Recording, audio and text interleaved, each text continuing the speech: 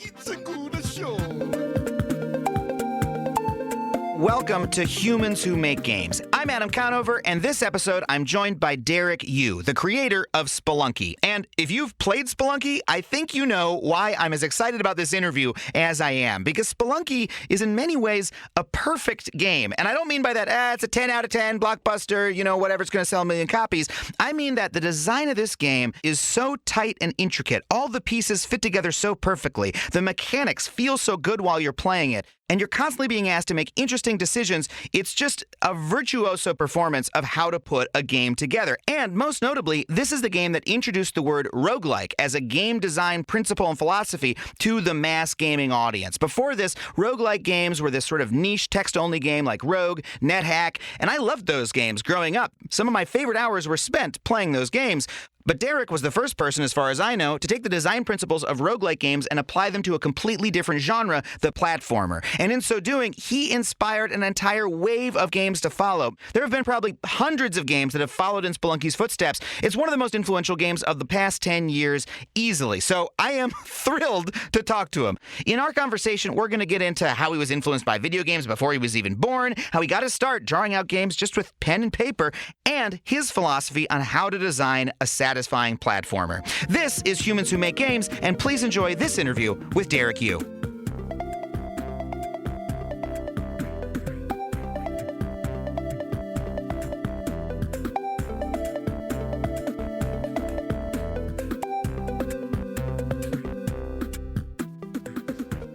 Derek, thank you so much for being here, man. Thanks for having me. Here's how I want to start. What is your first memory of video games, period? Like, can you go back that far? It's hard to say exactly. I feel like I've had memories planted in my head by my parents. So here's a story. I can't say for sure whether I'm actually remembering this, but apparently when my mom was pregnant with me, my dad got her an Atari 2600. Whoa. Because she had trouble moving around, like, toward the end, And apparently she also liked to go to, before that, she liked to go to the arcade to play Centipede. So there's some, video game stuff going on in utero. And after I was born, I think the first system that I was in contact with was that Atari 2600. So I do remember sitting in my grandparents' house just on the floor playing like Demon Attack, and there was an Indiana Jones game, which was really weird and esoteric and bad, but also very interesting because it was just so opaque, right? Yeah. Now that I think about it, I think that game actually probably did influence things like Spelunky a little bit for me. Yeah, well, Spelunky is an Indiana Jones, very themed game. It is, yeah. But that's so funny because I was born in '83. Where you were 82. 82. Oh, okay. Yeah. Well, so not that much of a difference then. I never interacted with an Atari 2600 it was like a generation. Like my first video game system ever was the NES, and that's still to me, it's almost like that's like year zero, and everything before that is prehistory, and everything after that. It's like I feel like everyone else missed the beginning of the story if they were born later than me. But that's not actually true. That's not actually how life works. Your first moment is whatever you started with. So do you think that that influenced the way you approach games at all? Playing the Atari 2600? Yeah. I think so, for sure. I mean, I was also a Nintendo kid. Like, NES really just blew open the doors for me. Yeah. So in a way, I mean, the Atari 2600, I think it felt probably primitive to me too at the time, even though it was my first. As a baby, you're like, I don't know about this. But I do feel like playing those games did influence me because there was this sort of rawness to those games. I think we also had adventure. It's like it's called adventure. It's like the first game that you could actually just call it adventure and run with that. And I think the thick, blocky pixels and just how opaque these games were and how bizarre they were, I think that did influence me in my design and I think in my sensibilities. I think even now I like to seek out games that have that kind of raw feeling. I think that's what attracted me to the whole indie game scene in a way. It seems sometimes to me like there are a lot of design choices that were either accidental or were born of constraints that like designers had way back when that sort of became embedded in a lot of designers in their heads as something that they liked, and then later they ended up trying to reproduce that. The choices that gave them that same feeling. You know what I mean? Yeah, totally. Like these early little, these things that were born out of a technological lack, but they, created the feeling of mystery or of, there being more to be discovered or possibility in a way that once games became more complicated that they didn't have. And then people went back and said, okay, why did this old game give me this feeling? Yeah, totally. I mean, yeah, the games, in a lot of ways, they were bad in a lot of ways that I think is actually a good thing because it did make you think, it did evoke this feeling of mystery. Mm-hmm. It did feel like the membrane between the creator and the player was very thin. And I think that was something that really affected me a lot. I mean, I think even with the early NES games too, I like that. But the Atari 2600 was just so raw. And I feel the same way about early PC games that I played too. Yeah. Like what? Like Hack was, that was a big one for me. But there are other games that were on those discs that my parents had. That's how I was introduced to Hack. My parents just had these floppy disks. They're like the big 5-inch floppy disks. And they brought those back from, I think, grad school. That's where they met. Yeah. And these floppy disks had just files on them, like college files. Yeah. Right? Just papers and things like that. But there are also games mixed in. And so I had a lot of fun just popping those into my computer, my parents' computer. And then just, you type in dir in DOS, and it would just give you a list of just names, And I would look for the .exe files, and I would just type it in. Spreadsheet, close. Yeah. What's the next one? This is a game, this is incredible. And I knew nothing about it because there's no instructions or anything. All I had was the name of the file. Just hack.exe. Yeah, hack.exe. Wow. So like that name, that could be anything, right? It could be hacking. It could be software for hacking. You don't know, and then it's this game. And, so let's talk about what Hack was, because I played as a kid a ton of NetHack, which is a descendant of Hack, and Hack itself is a descendant of Rogue, and that's where roguelikes come from, right? Yeah. But what I think is interesting about those games is that they're like, you got it from a grad school, like that lineage of games was sort of just created by hobbyist programmers, like adding on to each other's work. Like you could say, like, I forget the person's name, but okay, person X like developed the original Rogue, and then this guy added this, and then that lady added that element, and then there's sort of like this taxonomy of it, but it ends up becoming like this. They're almost like folk games, like they were sort of created by people piecemeal just to so they would have something to play or impress their friends with. Totally, I think a lot of those developers, I think it was just something for them to do. No one was selling Hack. No, it's just a free game. I don't know for sure, but probably like a college student was just making in their free time. And then it ended up on this floppy, and then I popped it in and found it and played it. And Hack was definitely the best game on there. There was also Alley Cat, which was this great game. What's Alley Cat? You play an alley cat, and you start in an alley, and you start at the bottom of the screen. And that's where this bulldog will kind of run past, but you can jump up onto trash cans and then eventually onto clotheslines and then into people's windows. And then in each window, it's like a different mini game that you have to play. And eventually, I think there are two goals. I think one goal is to catch all the mice, and then the other goal is to, after you beat enough mini games or something like that, I think you get to go to this screen where it's all hearts. And you're trying to climb up because your sweetheart is at the top. Yeah. It's very bizarre, right? I mean, the games are so different. Yeah. And some of them were bad, but they're all, like, I remember them all. Yeah. And they all had their own character. Yeah. There's a game called Madame Fifi's Whorehouse, which... Was it a dog, Madame Fifi? No, it was a text adventure. Oh. And the file name was fifi.exe. Mm-hmm. So you type in fifi.exe, then it says, "Welcome to Madame Fifi's Whorehouse." God, what have I opened? Yeah. And, as a young boy, I was like, whoa, this is like, I'm very excited. Ended up being just the dullest game ever. Because it's a text adventure, like you're typing in commands. Yeah. You're typing in commands. Like you are in the whorehouse, you can go north or west to the saloon. But it's an extremely boring whorehouse. There are no people in it. What? There were literally no other people. NPCs in were the hard to house. code back then, I guess. I guess so. For a text adventure, I don't know. And what did you do? In the game? Yeah. I never really figured out how to get anywhere. Yeah. It was just but the thing is, I played the game a lot. Yeah. Because it was called Madame P's Whorehouse. But it's kind of like that Indiana Jones game where the game is so bad, but it gives you this feeling that there's so much more behind it. Yeah. I don't think there was, but it made you feel that way, Yeah, right? I had this game. So when I was a kid, I never had like an IBM PC. My first computer was like an Atari 800 XL, which was like a Commodore 64 type computer you could plug into your TV. That at the time was already 5 years out of date. My grandfather literally found it in a dumpster and fixed it and gave it to me as a present. And then he had all these Atari magazines that had like the source code in them and all these random floppies, which were files that he got God knows where. You know, and some of them floppies came from the magazines or whatever. And I remember installing this text adventure. I was obsessed with text adventures because similar to games like Hack as well, like roguelikes, there are these games that were so simple, but they had so much depth. They had much more depth than like an arcade game because it was like, you know, it was optimized around what computers were good at the time, which was text, you know.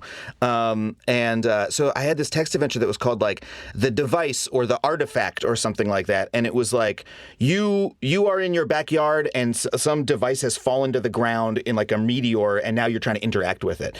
And the thing was, I remember playing this game for hours, I couldn't get a single command to work. Like I was like, open device. I don't know what you're saying. Right. Like, and I was like, okay, am I typing the input into the device? Like I could maybe get like one response that was different from the others. I never was able to figure out what the goal was or anything, but I was transfixed with the idea that there was some mystery locked inside this game that I could theoretically get to.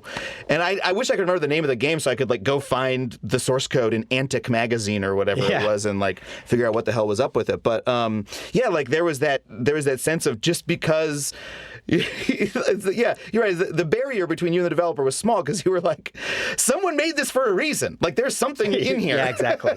Yeah, it feels like some kind of artifact. Yeah. Right? That somebody left there for you to discover, and you feel like an archaeologist in a way.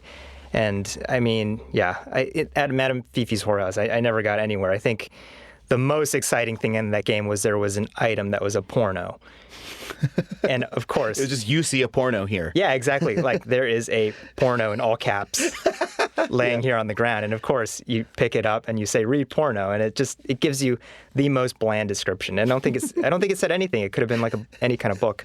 But I would just keep going back. And I would do that with all the games. I just cycle through.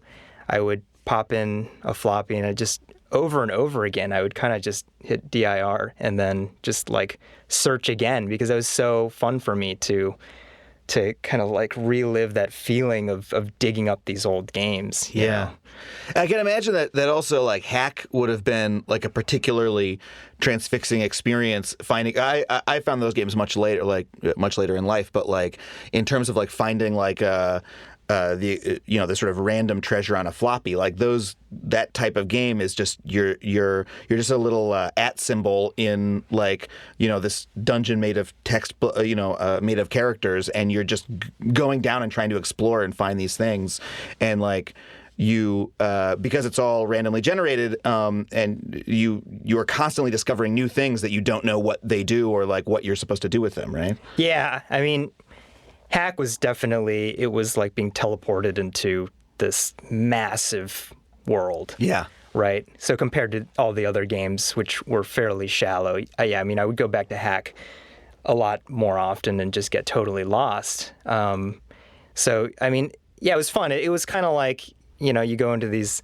different little compartments and then there's Hack and all of a sudden it's just like it opens up for you. And I love trying to figure out what Hack was all about, like what, because you can do so many things. Every key on the keyboard corresponds to some action in Hack, right? And it just every time you play it, there's something new, right? And I mean, you start with a pet in the game, and that was such a revelation at the time. Yeah, this little pet following you around, and eventually you learn that you can make it do things. You can make it steal from the shop, or I mean, there's even just you feel like this very nurturing feeling towards it.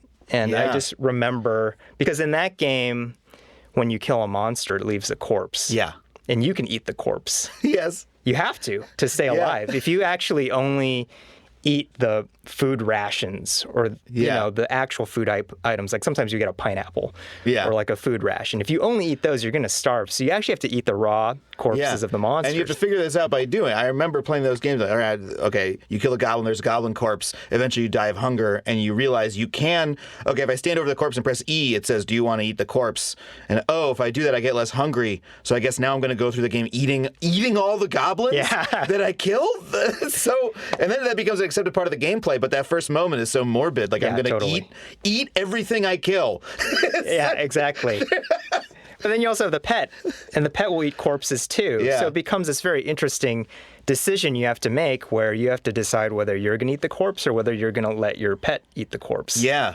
And I remember the pet really has a mind of its own, and it would often wander off. Yes. And then Hack will tell you when things are happening out of your view. It'll say, you hear this. So a lot of times you'll see your cat or dog like leave your field of vision, and then all of a sudden it'll say you hear a commotion in the distance, and then you know that your pet is getting in a fight with some monster. Yeah. Right? And then you go and try to find your pet later on, and sometimes it'll be, it'll have gone from a kitten to just a full-grown cat, like in that time, because it's just been killing and eating things while it's out of your view. Yeah. But then sometimes you'll go and the cat will be dead.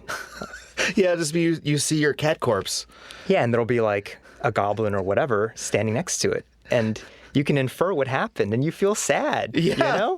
Like you feel really sad. Why did you go? And then you start when you play after that. Next time you have a cat, you're like, once your cat wanders off, I got to follow my cat to make sure it doesn't get into trouble or whatever. Yeah, exactly. So that kind of storytelling from Hack had a huge impact on me too as a designer.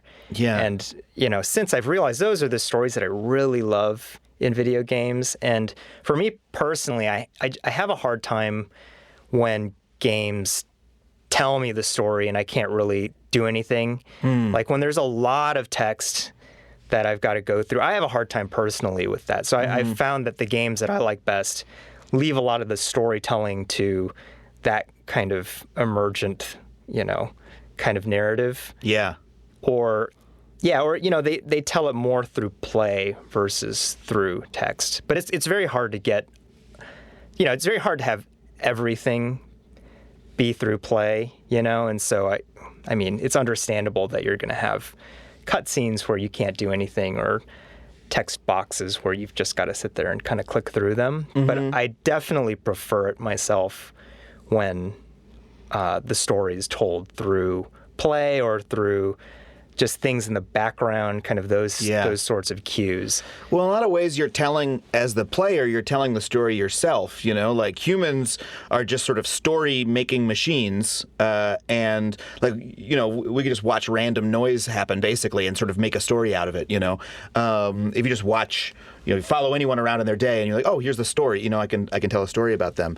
So it's sort of like it's a totally different experience when you're playing a game where the writer or designer of the game has written a story for you to experience versus one where they're almost giving you this random toolbox of, events and interactions that are going to play out differently every time because it's your input plus randomness, but then it's up to you to sort of create the story out of those pieces, which you do naturally because you're a human. Right. It's such a cool experience, and it's a way in which games can tell stories in a way no other medium can. Yeah, totally. Yeah, and I mean, there's a lot of great writing in games, and a lot of the problem is just technological and physical right now, where it's just, if every game could just have voice acting that's procedural, that right? Procedural voice acting? How would you do that? I don't know. Like if you had characters that could actually talk to you, and while they're talking, I mean, you see that, you're seeing that in games now, right? Where you have characters and they're talking with voice, so you don't have to sit there reading text, and where you can kind of move around while they're talking to you, but it's not perfect, But like as we're getting to that point where storytelling can be more natural in games, where you can still be more and more in control while you're experiencing the story, I think that's great. I think it's just, it takes time for the technology and the design of games to catch up with linear storytelling as we're accustomed to it with other media, And so I think there are always just awkward sort of phases in the development of these kinds of things where, someone wants to tell a story through a game, and the only way to really do that at this point in time is to just make the person sit and read through a bunch of text. Mm-hmm. And even in modern games, we still go up to a character and you press a button and then the text just pops up on the screen and you just got to sit there hitting A, right? And it's just a little awkward still. But eventually it won't be, just because of technology. Or, you can design games that rely more on the emergent storytelling.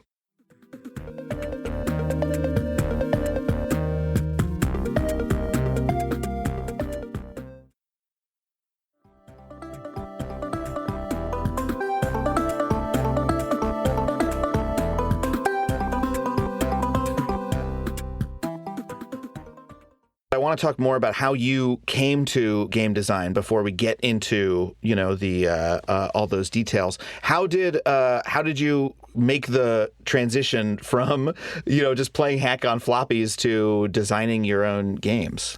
I started just on paper, just drawing games, like designing them on paper with my friends and stuff. Really? So I would just draw levels and I would draw the characters. It would look like a spread out of Nintendo Power or something like that. Like you just have these level designs and characters and things like that. Yeah. And then from there, I moved to fooling around a little bit with BASIC and doing some text adventures with that. But it was really Click and Play that blew those doors open for me as far as game development goes, because I saw an ad for it and What is it? It's game making software. So it advertised itself as an all-in-one game-making toolkit, basically. And I remember the ad. It had a mouse, like boxy gray mouse with all these things exploding out of it, like there's a stealth bomber and a jester and a dragon, and it said the revolutionary game creator, some game creation software or something like that. And so I asked my mom for it, and that's when game making, I think, really made sense to me. Yeah. Because fooling around with BASIC, it didn't feel like I was interfacing with the game design. Yeah. I felt like I was more learning how to program versus making games. Right. And for me, I'm primarily a visual artist, and I think of myself primarily as a visual artist. I have since learned to program, and I went to Berkeley to study computer science and things like that. But, in my heart, I enjoy programming when it has to do with just the game logic. Yeah. I like that. I think that's fun. But if the programming gets any deeper than that, where we're talking about, writing rendering systems or interfacing with hardware and things of that nature, I start to lose interest. Yeah. And just before Click and Play, it just felt like there's me, and then there was all this programming that I didn't quite understand. Yeah. And then there was the game. Whereas with Click and Play, it worked more closely to how I imagined making games in my head, where I'd have an idea and then, I can just draw this character, I throw it on there, click a few things, and it's already moving. And then from there, I can start sort of tweaking things. So what does it have, like simple scripting, or like how are you controlling what happens? It's got like a drag and drop feature where you can just drag the objects that you've drawn onto the screen, and then you can go in and do essentially scripting for each individual object. But it used this very unique interface that involved a lot of check marks. It's hard to explain, but if you go into it, the scripting part of it, it's like each object has like a row of boxes, and you can kind of check those boxes. And then when you check a box, you can type in some values. And so, one box may just be about, what happens if this object collides with this object? And so you check that to say that, and I may be misremembering some of the details. Yeah, that's fine. But you check that box. It's not a tutorial. Yeah. to let the program know that these two objects are going to interact, and then you maybe type in some values and things to say exactly what happens. I always loved that kind of, because my experience with programming was I've been using computers from such a young age. I learned BASIC when I was a kid. I took computer programming in high school, but for some reason I eventually, in my 20s did web development. I could write like light JavaScript and stuff like that. But for some reason, programming, I could never get my head around. Like the actual, once we actually got to okay, time to learn C++. I had a very shallow limit, beyond which I could not go. So anything that let you sort of design complex or interesting interactions without having to really, become a computer scientist was always very, very attractive to me. Yeah, definitely. I mean, for me, I think it was doing the engine programming and things like that has always felt to me like I'm making my own paintbrushes, instead of just buying one at the store and then I can start painting. Yeah. And it's I think for people who enjoy programming, kind of just to program, or they enjoy programming game engines, it totally makes sense. And those people want full control over what's happening underneath the game, right? At the nuts and bolts, they want control. I totally understand that. And you do run into problems with these game-making tools where after a certain point they start to not work. Yeah, you have the one thing that you want to do that's why can't it just do this one? You find this limitation that you try to figure out how to get around? Yeah, for me, I completely understand people that want to have complete control over what's happening in the low level of the game engine. But for me, it's just so much more important that I can kind of get my ideas down very intuitively.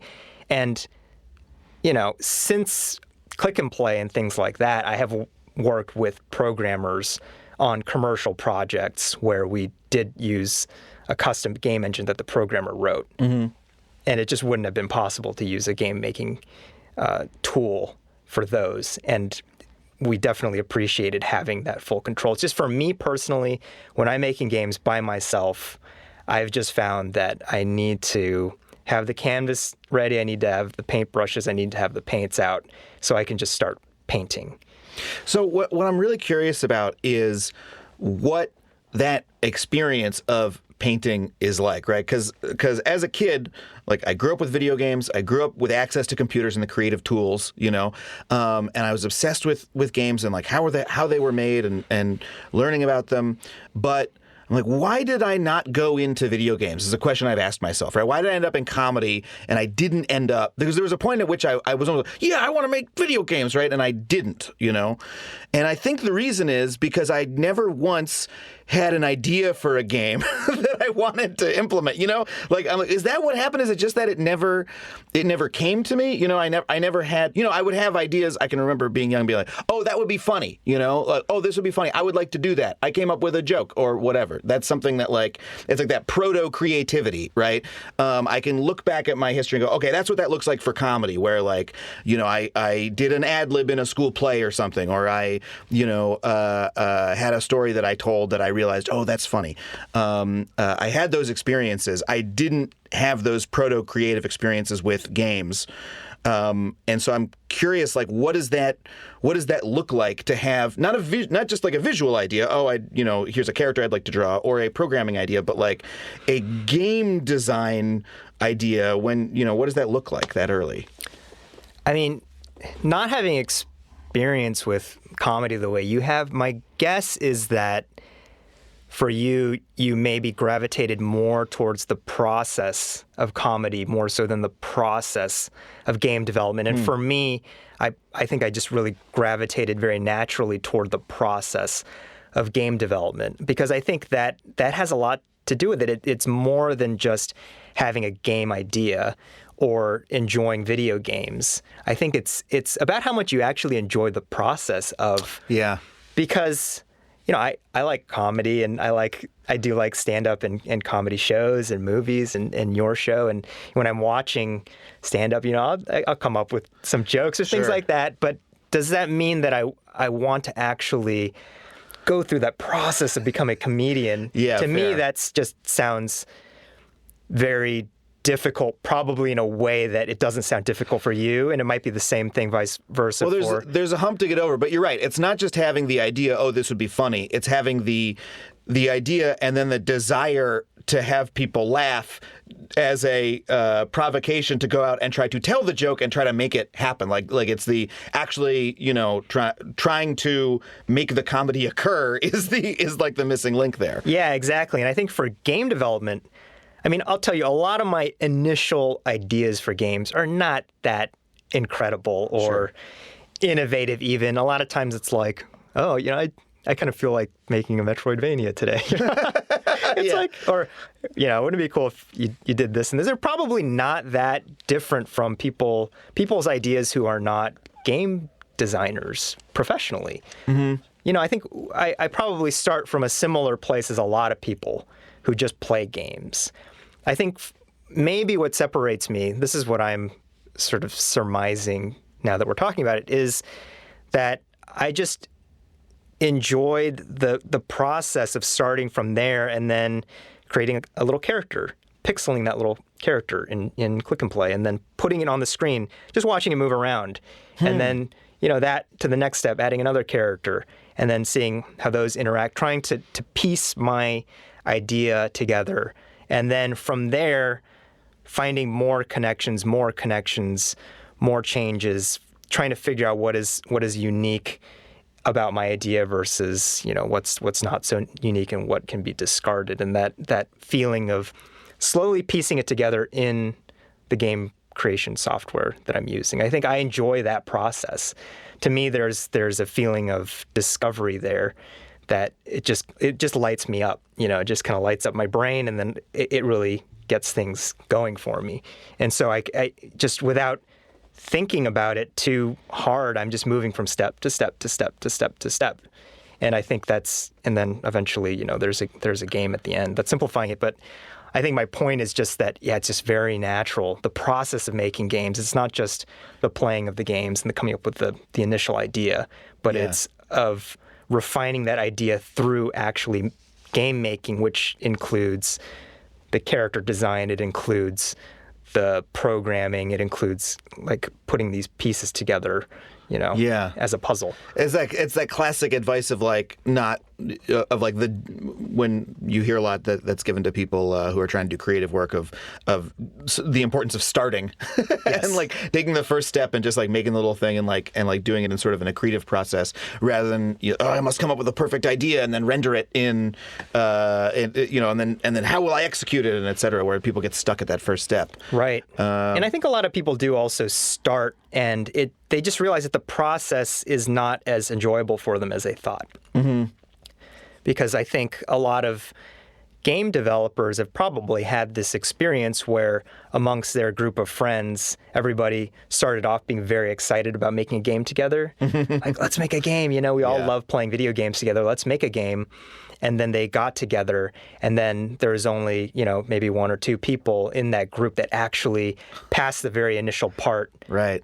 Enjoyed just keeping going with it, and then other people just kind of fell off. Like, this isn't as fun as actually playing. Yeah, I mean, I guess now that you mention it, there were a couple times that I remember having, I love text adventures, and one of the great things about them was that the development tools for those were like very freely available, and like the same people who were making, I was really deep into the hobbyist text adventure community in like the 90s because all those games were free, and all the people making them were also writing guides on how to do it, and so I downloaded all the tools, and I was like, okay, I'll do it, and then I'd be like, okay, let me,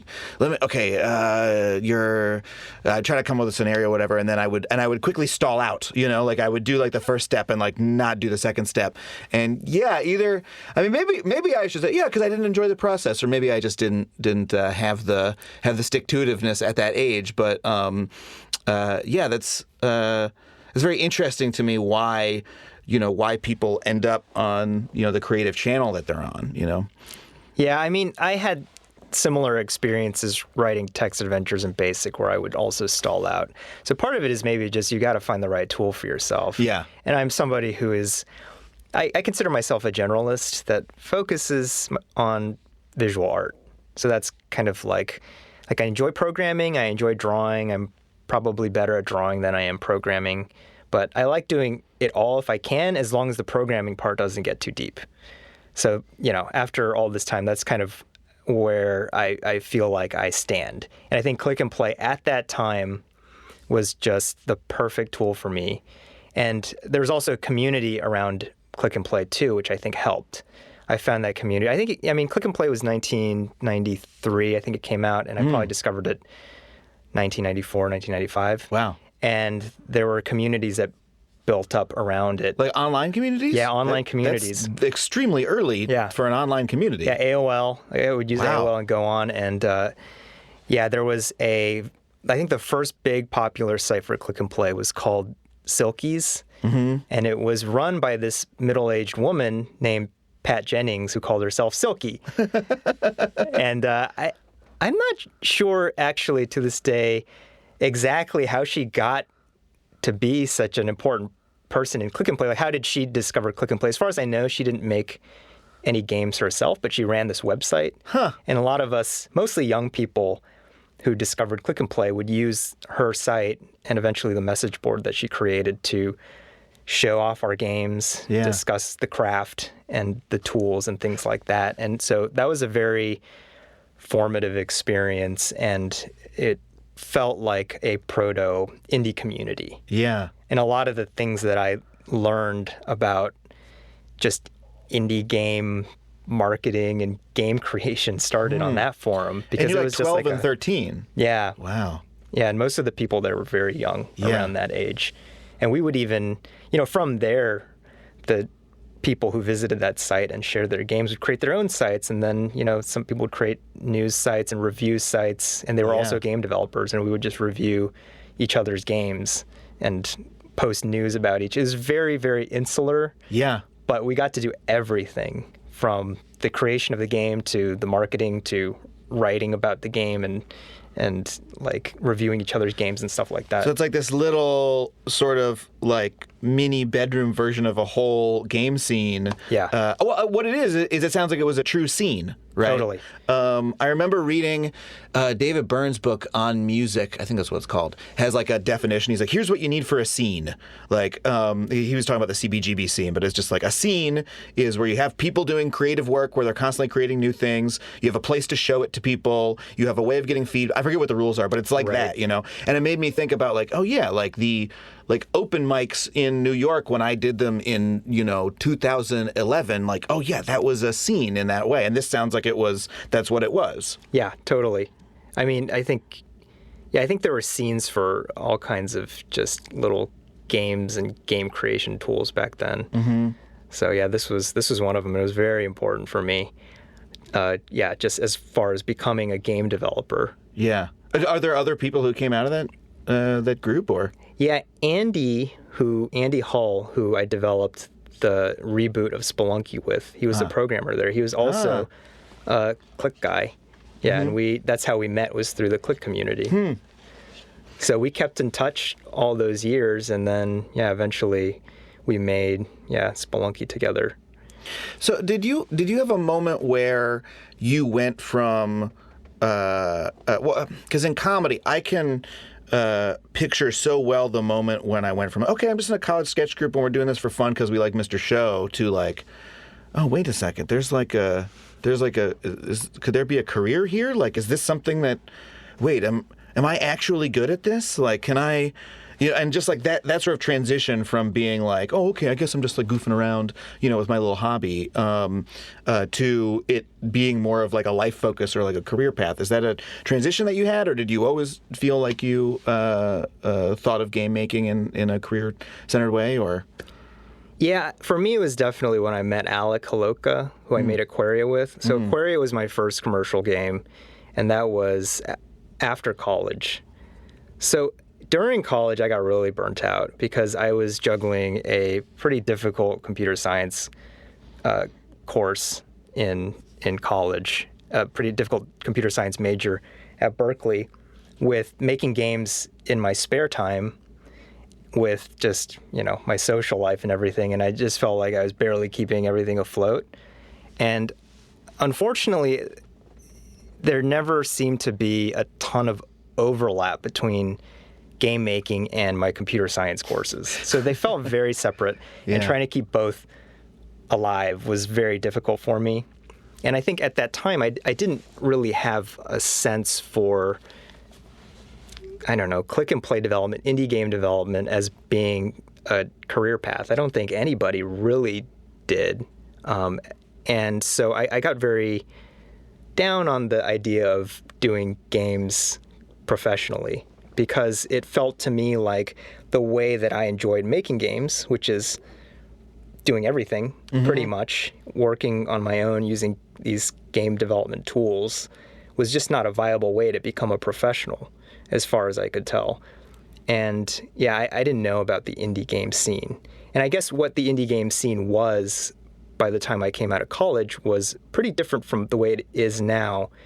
I'm not exactly sure when the term indie games really came about, but by the time I have found out about it, it was mostly very casual games. And when people talked about indie games, they were almost completely referring to things like, like Candy Crush type of games back then, like Match 3 games. Yeah. That's what indie was.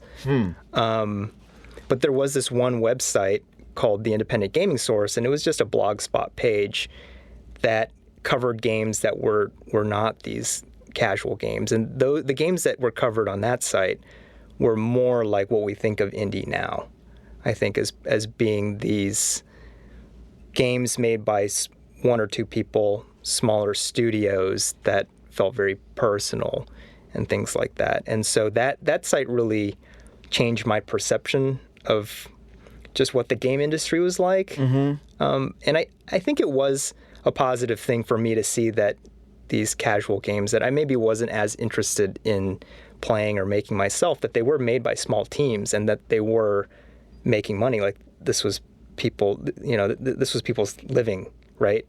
And so, I think through the Independent Gaming Source and then through meeting Alec just randomly on the internet was, those two events really are what got me into becoming a professional game developer. Because before then, I was just an amateur hobbyist. That's how I thought of it. And it did not seem compatible with being a professional game developer. My impression was that to become a professional, you had to join a big company. You had to start at the bottom. You had to just specialize in one particular thing. I had to become a really good programmer, or I had to be like a QA person or something like that. And then eventually maybe I could work my way up to being a designer, which is what I wanted to do. But I think even as just a designer, I would have missed doing the artwork and doing some programming and things like that. And I didn't, at the time, it just seemed to me like you could only do one thing in a big game company. And so I just kind of gave up on it. And after college, I actually tried to become a comic book artist first. Oh, really? I didn't know that. Yeah, I spent about a year at my parents' place, partly just relaxing and recuperating from what had been a tough 4 years in college, but also I came up with a comic book idea and sent it out. Yeah. Just like cold submission, like slush pile? I submitted it to one publisher, Slave Labor Graphics, and they sent me a very nice rejection letter saying that they loved the artwork, but that the story was too random. Some foreshadowing there. And I think because I wasn't entirely feeling it myself, I just took that rejection and just decided not to pursue it any further. I didn't send it to any more publishers. Yeah. I'm familiar with that feeling. You're like, well, yeah, okay, I'll sure I'll take the first no as confirming what I was already feeling, kind of. Yeah, exactly. So then the first like serious game project you worked on, was that Aquaria? Yes. Yeah. Well, I would say the first serious game project that I worked on was Eternal Daughter, which was like the last click and play software game that I made with my friend John Perry, who was my main collaborator in the click and play scene. So Eternal Daughter was a big game. It was made with Multimedia Fusion, which is like the successor program to click and play, essentially. It was like the latest version of click and play spiritually. And then we spent a couple years, the end of high school and the beginning of college, making that game. And that was that was a big game. It was a big Metroidvania that we made in Multimedia Fusion, and we really just pushed Multimedia Fusion like completely to its limit. Is that still playable today? I have the executable. I don't have the source files, so if you have an old enough computer, I think you could play it. If not, there's a really nice Let's Play of the whole game. Oh, really? On YouTube that you could just watch. Cool. And it's got everything, just like all the cutscenes and dialogue, and then the Let's Player describes in great detail, very clearly and succinctly, what you can do in the game and what's available. So it serves as a very nice. That's nice for an archive. Yeah. Archival piece, because without the source code, it's going to be hard to play Eternal Daughter on new computers, I think. Oh, really? Just like because the old executable won't work. I think so. That is the biggest bummer about games generally, is that just like you can't. Yeah, they just won't run in that way. Yeah.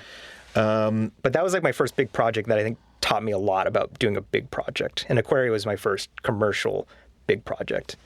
I remember when Aquaria came out. I remember just sitting in front of my Mac in like, what was it, 2006, 7, 8, something like that? It came out in 2008, I think. That makes sense with the apartment I'm picturing. Yeah, that's 2005. I would have been in a different place in Brooklyn. So yeah, I remember that game coming out and getting good press and being like, it wasn't yet the indie games revolution, but it was like these were things. Indie games were a thing that existed that people were purchasing. No? Yeah, I'd say it happened right before the big explosion. I'm sorry, Aquaria came out in 2007. It had to have come out in 2007 because 2008, I think, was the really big year for indie games. And that was World of Goo. Yeah. That was Super Meat Boy. Yeah. And Castle Crashers, I think. That was the big, like, whoa, indie games, everyone's becoming a millionaire kind of feeling, right? Well, I didn't know anyone becoming a millionaire. That's the funny thing for me is that I experienced that as being, like Indie Game the movie and stuff like that, as like, just like, there was more media attention around something that I had been experiencing the whole time. Like I was always playing all types of video games. There were always people just making games and releasing them, and sometimes you had to pay for them, but like, there's like a line from, like shareware and freeware games to indie games. Like it wasn't weird. I wasn't like, what? Suddenly people are making games in their bedrooms at home, It's like, now they're, now they are like famously doing so, but it wasn't, but I imagine being in the industry, it must have felt different, that like, oh wow, suddenly there's like a boom, like people are suddenly making money at this. Yes, exactly. I think that was around the time that people started to talk about numbers, right? It was Castle Crashers sold 1 million copies on XBLA. Those are the kinds of stories that I remember hearing a lot about. And so, I think you're exactly right. It's not like people just started making games in their bedrooms. It was that they were becoming successful. There were personalities now in the scene, and things like that. And the IGF is now this big award show because it seemed like it was tied to people's success and things like that. So when you did, Aquaria was sort of like this underwater Metroidvania type game, right? Which did well, but it was before this big boom. When you started working on Spelunky, was that, were you trying to capitalize on that boom at all? Were you like, okay, time to, because Spelunky went on to be a big indie hit, but I think a couple years later after that first big wave, right? Was that like at all a conscious decision, or? Oh, to or to like sort of join the movement, or? Oh, with Spelunky? Yeah. No, Spelunky was probably the exact opposite, in the sense that I started with the freeware version and I didn't even really have a clear idea in mind. I just wanted to learn Game Maker and really just go back to my very earliest roots of just taking a game-making tool and then just making a game by myself. Game Maker is another like game-making toolkit, yes, right? It's a lot like Click and Play. It gives you more control and it's more intuitive. And, it involves more traditional programming, but still on a very high level compared to like writing your own game engine. And so after Aquaria, I was burnt out again because it was a pretty compacted development. It took us a couple years, but I think for 2 people to make a game of that size in a couple years was very taxing. We worked essentially the entire time. Yeah. And there were lots of ups and downs just figuring out how to do this. I mean, it was a huge step up from Eternal Daughter. I'm glad I did Eternal Daughter because it at least gave me a sense, but it was still on another level. And the amount of pressure having it be a commercial thing, especially at the point where we decided, okay, we're going to actually go for this. Yeah. Right? We're going to actually make this a thing. We're going to focus on it like 100%, put it out, and it's going to basically decide whether we stay game makers. That's how we felt. And then there's also just people didn't understand what we were doing, and so there's just like people what we kind would of talk people? to. Just like your friends were like, you're doing what? Not people who are in the game industry. Yeah. Although I think even in the game industry, I think a couple of people just making a game to just sell on their website or something. It didn't seem like it was. Didn't seem like a real project to people. Yeah. So I'm familiar with that skepticism. Right, as well, exactly. yeah. I think a lot of people who are kind of doing their own thing feel that, right? Like, you're making a game. Well, do you work for this company, this company, this company? It's like, no, this guy I met who lives in Canada off the internet. We're making this underwater Metroidvania, and so I think there's just a lot riding on the game, doing at least semi-successfully, so that we would have a feeling of validation as artists, and then we'd put all this work into it, and then on top of it doing well enough so we could continue making games. You're also just doing it to do it. Like it's the self-actualization of the artist of just like, I want to make the thing and have it be good and have people experience it, right? Yes, exactly. Yeah. Yeah. And that's as you're in your early 20s at that point, I assume? Yeah. Which is the time that, that's when in your life you sink that kind of, or at least that's when I did, you sink that sort of obsessive work into your creative output. It's like, all right, every second is going to go into that, and that's the only way that I can, that's like how you make sure that it's good. Yeah, I mean, thankfully we were both in our early 20s without a lot tying us down. Like we were really lucky to be able to have that opportunity to work so hard on that game for 2 years. But it was very compacted, and I was totally burnt out by the end. And I mean, just figuring out how to make a game like that with two people, and you're also just trying to understand the other person. This is a very intense relationship. This is someone who you're working with day in, day out, and we really had only just met. You just met over the internet? We met over the internet. I was working on a project, or a freeware project for fun. It was based off of that Jack Thompson A Modest Proposal. Mm-hmm. And I had the idea to make a game based on that Modest Proposal. This was the thing where I'm sorry, you're gonna have to say what it is. It was an anti-video game activist said that no one in video games would make a game about, what was it? He challenged game developers to make a game where you kill game developers. Because he thought this is so convoluted logic. He was like, video games cause people to be violent and kill people. And you know how I know that? It's because no game developer would make a video game where you kill game developers, because the game developers would be worried that people would come and kill them. So therefore, they would never do it because they know how dangerous their own products are. Essentially. Which is the most, just the difficulty I had explaining that is like, goes to show you how bad that argument was. I think that's the best description I've ever heard. It's a lot better than I could have done. And so you were like, challenge accepted. I will make a game in which you go kill game developers. Yep. Yeah. And so I was working on that, and I think I blogged about the experience of working on it. And Alec found me through that, and he wanted to work on the project too. And so we started working on that. And then we had downtime where we were waiting for the other people on the project to finish their part of the game. Mm-hmm. And so that's where we really made this connection, because Alec was also just very fully dedicated to this project in a similar way as me. And I think we were a little different from the other people on the project in the sense that I think we sense each other's intensity in a way. Yeah. Yeah. And so that's how I met him and started working on Aquaria. You have that like sense, we're like simpatico. It's like we have the same sort of priorities here. We want to work on things in the same way. I think it felt like to us, okay, this is another person where we could probably take it to the next level. Mm-hmm. And we had compatible skill sets on top of that, where I could do art, he could do music and programming. And that's kind of how it ended up on the project. And I did more of the level and map design, And so it worked out like that. But it's still very difficult just to get to know somebody.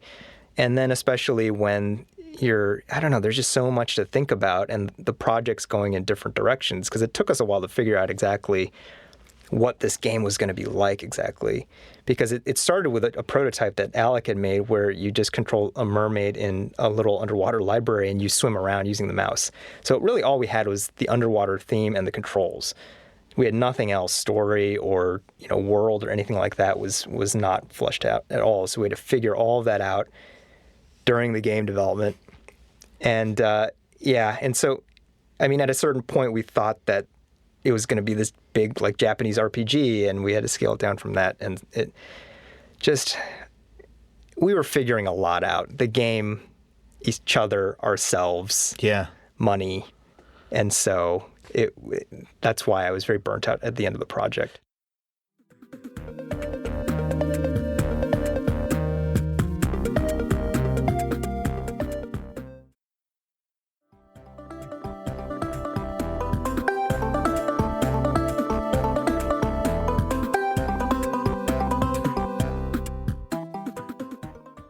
And so are you on good terms? Because I know the guys who I worked with that closely, we are on good terms, but it's like that experience was so intense. It's like, oh boy, we've got like working together now is a little bit tricky. You know what I mean? Because it's like, there's so much intense history there.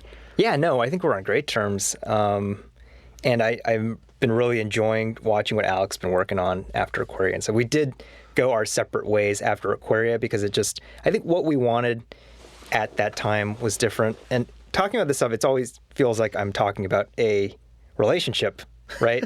Like somebody I dated or something like that. Yeah, for real. It feels a lot like that when you're working with somebody. And so we were just interested in different things. We were at different kind of points in our lives, I guess. Yeah, well, it's so fun. It is a lot like relationships. Because when I think about the people I work with now and the people who I've sort of, made my sort of new creative partners, after doing comedy for, over a decade now, I'm like, I've learned a lot from those past relationships that I, like now I feel more mature and maybe I can stay with these partners for longer because we know how to build things a little bit more sustainably. Yeah. Like it is kind of like weirdly similar to romantic relationships in that way, where like, now I'm ready for something real or whatever. Totally.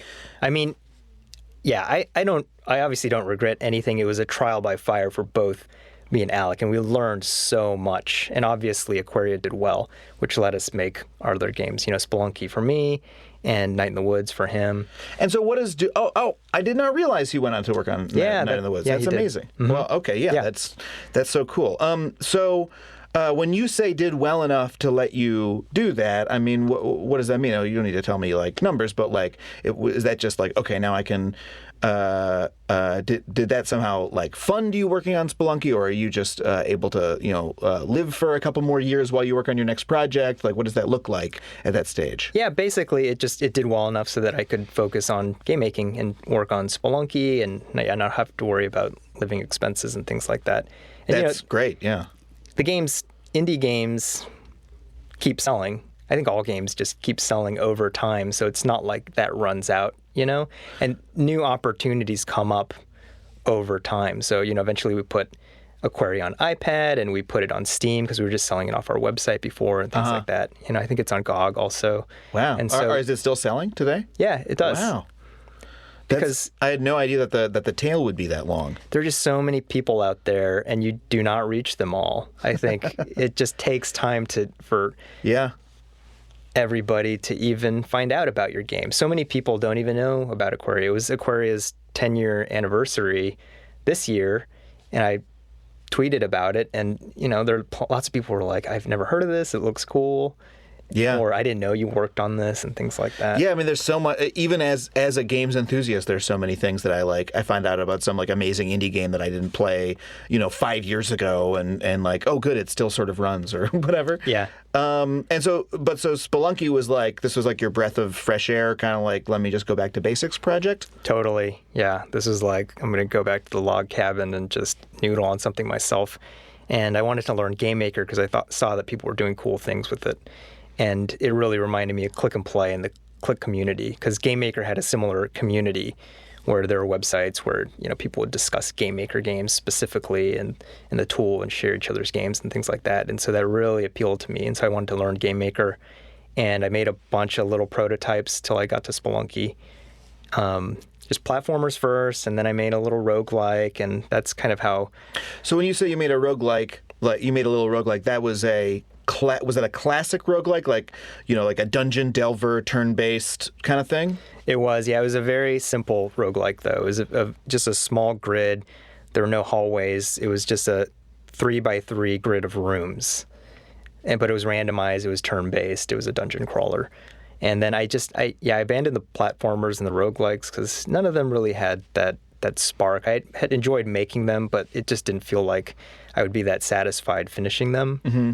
And so that's when I had the idea to do a platformer roguelike. To combine them. Yep, to combine them. And so this is the part that I'm most excited to talk about because to give people a little context who are maybe not so familiar, games like Hack and Rogue and NetHack had been called roguelikes for a long time. There are these turn-based dungeon crawlers where the rooms and the monsters are randomly generated, and you're generally going down, right? There's like multiple floors, and there's like an end goal. And this was a whole sort of like genre of game. Like there were probably at least a couple dozen roguelikes that were often text-based ASCII graphics, and that's what a roguelike was, because they were descendants of the original game Rogue that was like this. And I remember playing NetHack and knowing it was a roguelike, knowing there were other roguelikes out there like ADOM and all these other games. But when Spelunky came out, that was like the first time that I had seen the design principles of a roguelike applied to a different genre. And that was such an exciting experience for me as a game player, because it was like this, I was like, oh, the developer of this game, identified specific emotions and interactions that I liked in this other game and put them in this new context where I get to re-experience them. So it was like, it was like a direct communication. I felt, like I was like, oh, we're sort of like reaching out and touching each other through the medium of games in this way. And then that ended up correct me if you disagree, but I feel like the success of Spelunky led to like those sort of game design principles like really flowering outwards into like hundreds of other games. Like it became it was sort of Spelunky really took roguelike from this sort of like niche idea to like up there with like Metroidvania or like open world as like this top level game design adjective that a large number of people know. So how did that? Where did that come from? Did that come emergently out of you, like just sort of like putting the stuff together, or was there like a bolt of insight, or what? It basically was a bolt of insight, but from making those platformer games and that roguelike. It's just I had those out in front of me, and so it just came to me. But from the prototyping and from looking at those prototypes, having those ideas in my head at the time. But yeah, it is interesting because we do have genres, right, in games, and they define games mostly in a mechanical way. And I think they're very nice for categorizing games, but they do also put up these walls between ideas. Yeah. Game mechanics and things like that really don't always have any reason to be separate. Yeah. So, I think the principles that I took from roguelikes, they're just very core ideas that I think really didn't have that much to do with, I guess, the roguelike genre specifically, and that's why that you could apply them to so many different things.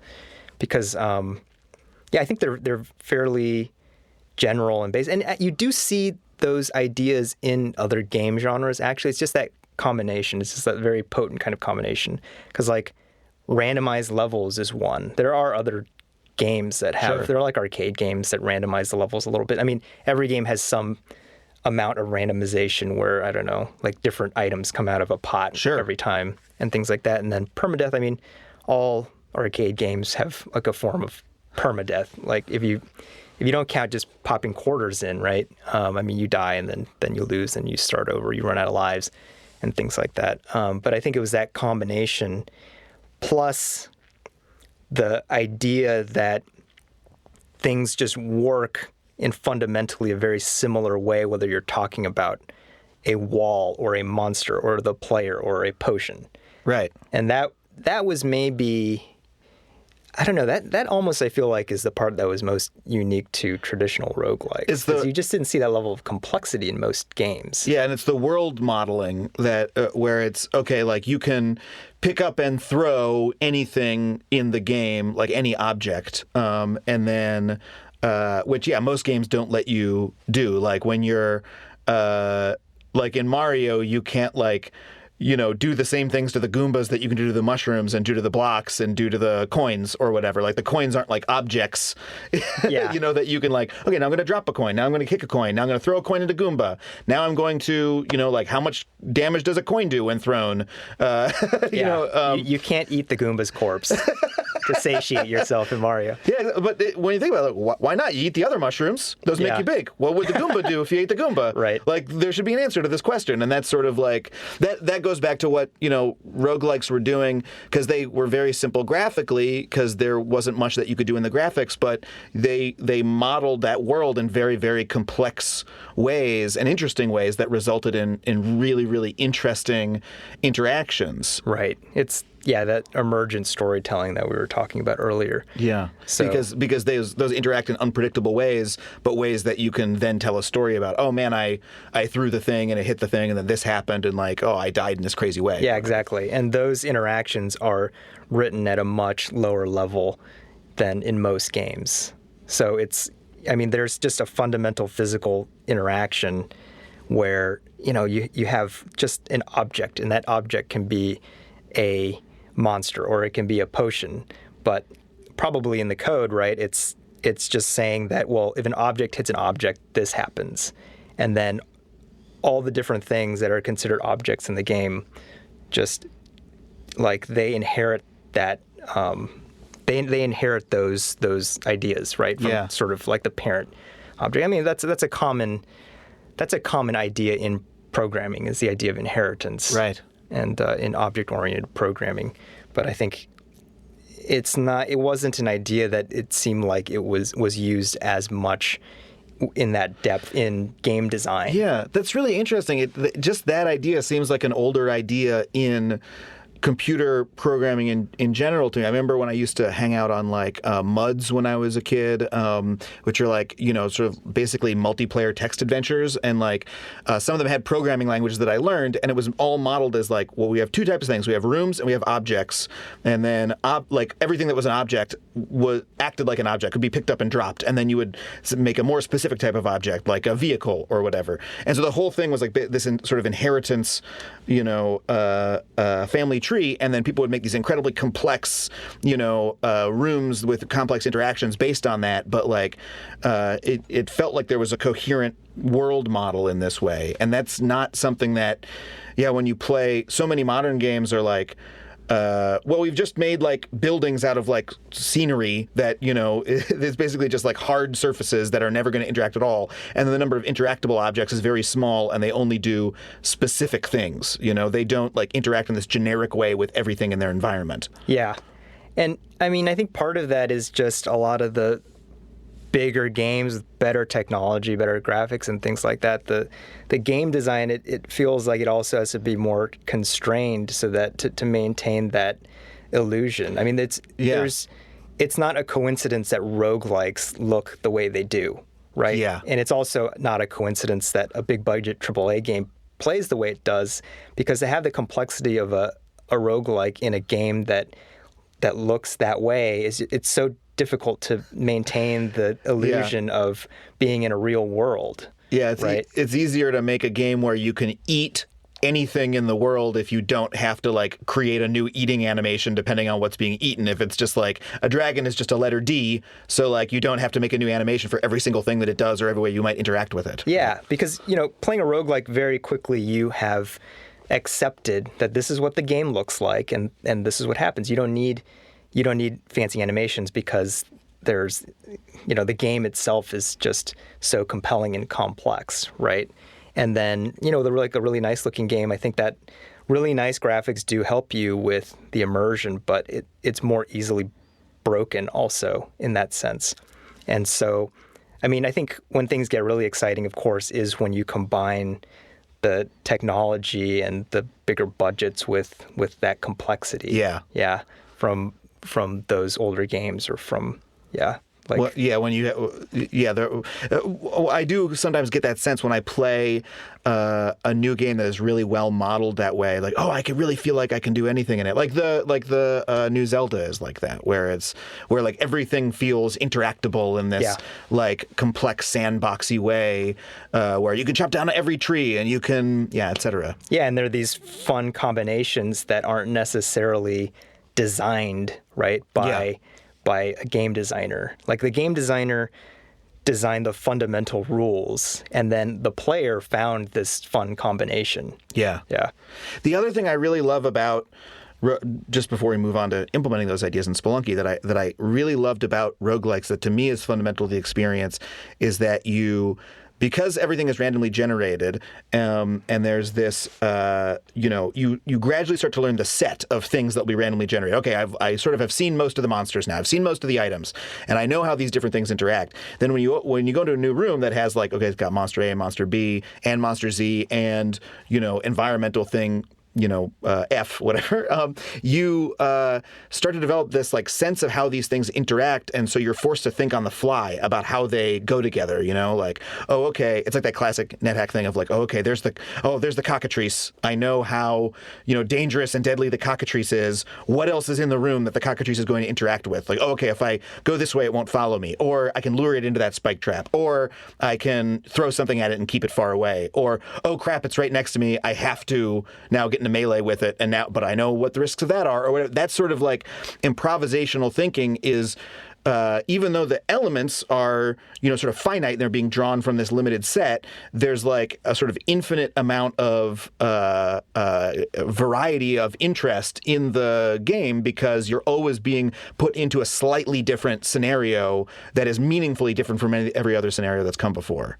Yeah, totally. But you do get, like you said, an intuitive sense for how things work. Yeah. And there are those elements of each roguelike or roguelike inspired game that are the same, right? From playthrough to playthrough. Like, you may have a different combination of monsters in a room, but the monsters themselves don't really change. A goblin is a goblin, that kind of thing. And that's why there are so many different roguelikes. Even though they're all randomized, they each have their own character and their own way of combining things and doing things a little bit differently that gives them their personality too. And that's the part that I think really defines roguelike A from roguelike B.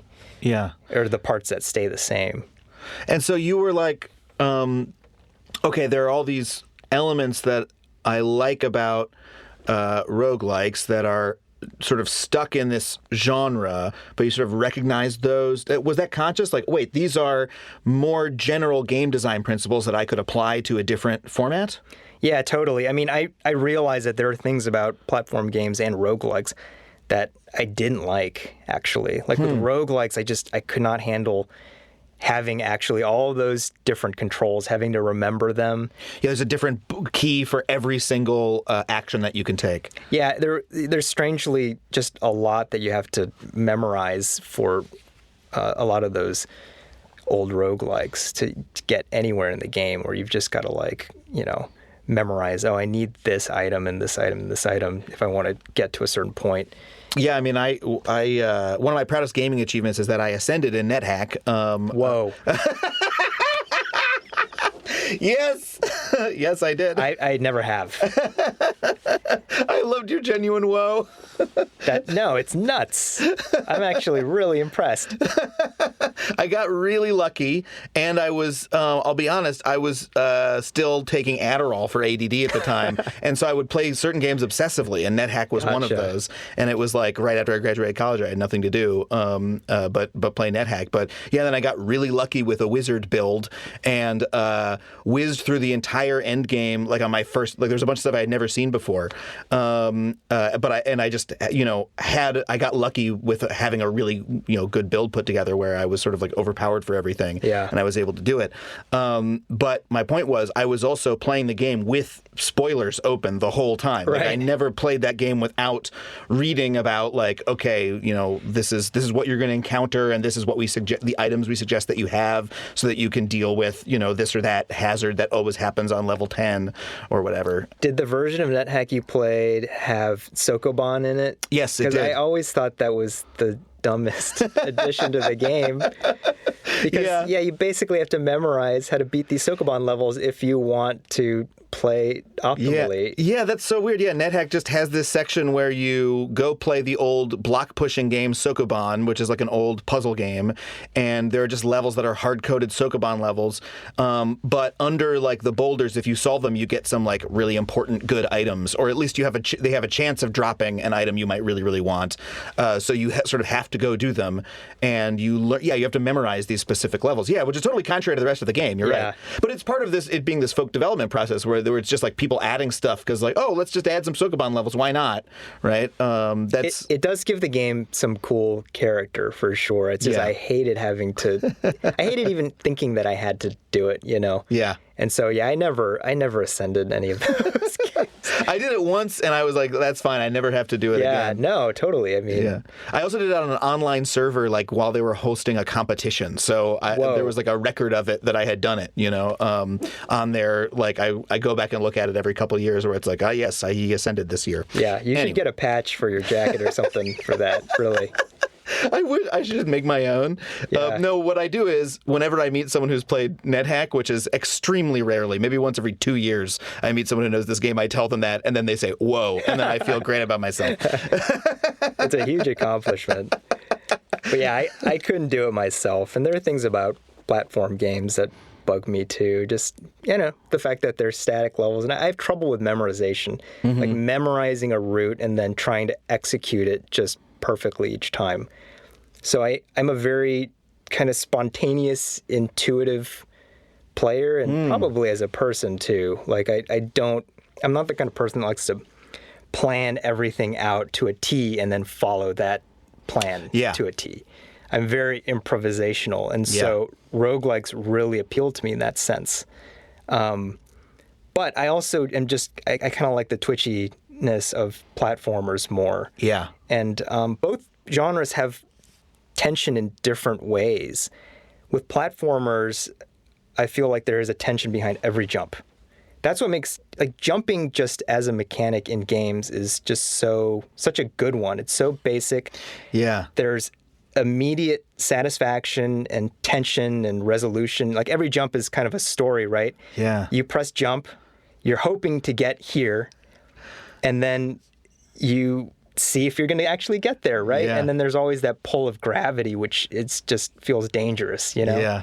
And so I love that in platform games. And then in roguelikes, there's all kinds of tension with the fact that every time you play, it's different. This is the only time you're ever going to get to play in that build of that world, right? Yeah. And so when you die, it's over. You can never go back. When you die, it's over. You can't save. And so you feel a real sense of loss when you die.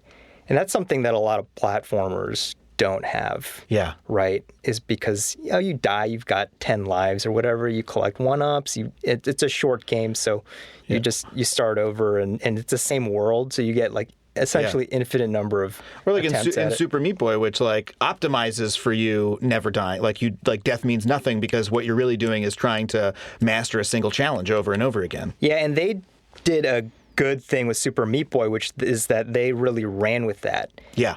And they understood that and made that part of the game, and they give you the replay where you see all your different versions dying. It's such a quick and snappy game, so in a way they eliminated the feeling of loss from death yes. in that game. For sure. So I think they did a good job of just going in the opposite direction. Yeah. Right? Instead of making loss matter more in a platformer, they were like, well, it already doesn't matter that much. Let's just run with that idea, which I think is awesome. Yeah. Yeah. But I think mixing those two types of tensions, the tension of the jump, the tension of death, into a platformer. That's really at the heart of the Spelunky experience, and what it does is it just heightens your senses while you're playing the game. Yeah. Right? And that's what I want. I want people to feel alive while they're playing the game. Yes. Like, if I die, it matters. If my decisions matter, what I do, and I want them to feel regret and loss so that they can feel the opposite emotions, right? The emotions on the other side of the coin. And it's a big part of just making games for me. It's like any art. You want people to just feel genuine emotions. Yeah. Yeah. That's I mean, that is how I felt like my favorite experience in Spelunky. When I think about playing the game, I played the hell out of the game when it came out. My main memory of it is the feeling of like being at the top of a cliff and like being like, okay, I got to go down there. How am I going to get down? Okay, if I got to look down, it's a little too far to jump. Or maybe it's far enough, but there's like an arrow trap, and so I'm like, okay, I have to find a rock and I have to drop it so that the arrow doesn't go, and you're sort of like planning it out, and it ends up feeling like it really ends up. I mean, I've never rappelled down a cliff, but it feels like that maybe is what it's like to rappel down a cliff, where you're like, okay, I have to be careful. I can do this, but I'm gonna take it step by step and like make sure that, and then sometimes you have to make a long jump, like you're talking about, and the feeling is like, okay, I think I make it. Okay, and take a step back and go, and like that, like it's you steel yourself, and then when you have the experience of sometimes you have to make those jumps so fast that you don't have time to plan, and then you just feel like, I'm just going. Okay, let's go. Like. I can do it, and you start to feel like amazed by your own ability to like pull off tricky jump after tricky jump when like death is like right below you, you know, like, and so it makes you feel like goddamn Indiana Jones. It's amazing. Yeah, and I think that's where games really excel. Is you can feel like Indiana Jones. Yeah, but if I think in a game if there's just like a cutscene where you just see your character running. And then there's all this stuff like falling behind them. You just don't get that same actual sense of excitement. Yeah, I never feel that way in Uncharted, because it's like I know exactly. I mean, those games are fun for a lot of ways, but I don't feel like the game wants me to feel like, oh my god, I barely made the jump, and I'm like, I know that I'll always make it because it doesn't have that risk to it, because it's so on rails, it's like it's all about the animation and everything and how cool that looks, but you don't have that. I don't feel as much like Indiana Jones when I'm playing that as when I'm playing Spelunky. Yeah, well, it's difficult as a game creator because there is always that temptation to make the player feel comfortable. Yeah. And it's like I was saying, these emotions are two sides of the same coin, and I think we have decided that certain emotions are bad. They're negative. Frustration, for example, or like a feeling of regret, and we feel like, we don't want our players to experience too much of that. We want them to be happy and feel good. But you can't have people feel really good unless there is the possibility of them feeling bad also. But it's difficult because I understand it's not, if somebody just gets too frustrated, they can't progress, and then they get mad and they quit the game. It does seem like we don't want our players to feel like that. Yeah. But I think we actually do.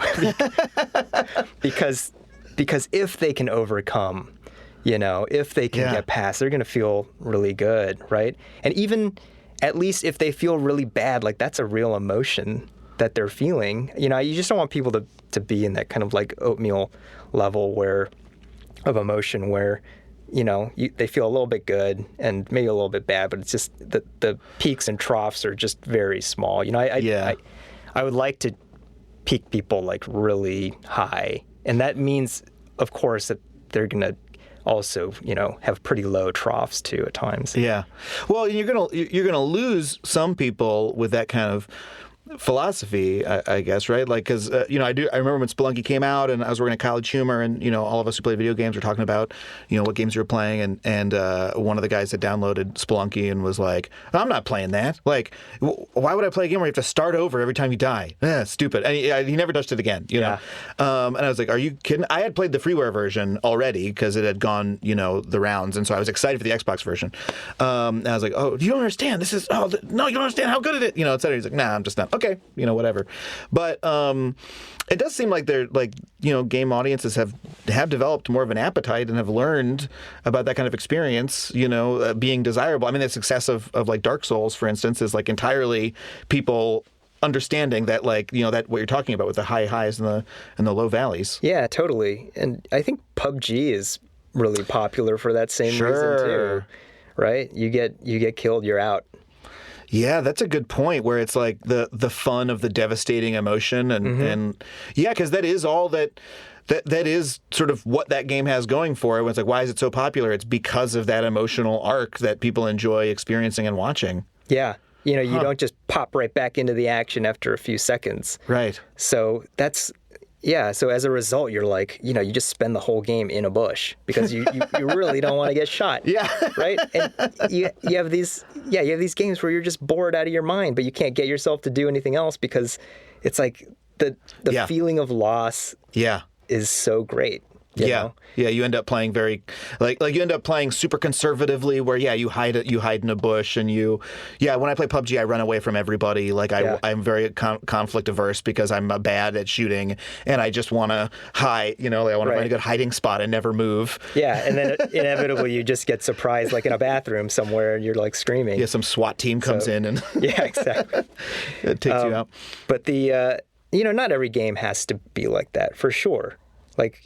I think you can make games that have no death and loss, and they can be fun. You just have to focus on other things. I just feel like you do want to focus on something, right? And then you want to take that and make that an experience that makes people feel something. And so when you created Spelunky, or when you started the process of Spelunky, you had at least some of that in mind, that you wanted to make a game that duplicated the emotions of roguelikes in that way, but in a new format? Yeah, I had some of that in mind. When I'm developing games, though, it's not like I have all these points written out. Yeah. Even in my head, a lot of it is just kind of intuitive, and it, in the sense that, if you had asked me this question while I was working on the game, would I have been able to say all this? Maybe not, I mean, I think to a certain extent, you don't understand your creation fully till it's out. Yeah. I think that was the case with Spelunky. Yeah. Where it seemed like I probably did sort of internally understand this stuff, but mostly just it seemed like it was going to be a cool idea, and putting it together, one idea after the other, they just fit really well into the concept. Things made sense. After I decided it's going to be a roguelike mixed with a platformer, well, then it makes sense to put it in a cave, because then you don't have to really worry as much about what the level design looks like. You have a room that's completely walled off. It's a cave, right?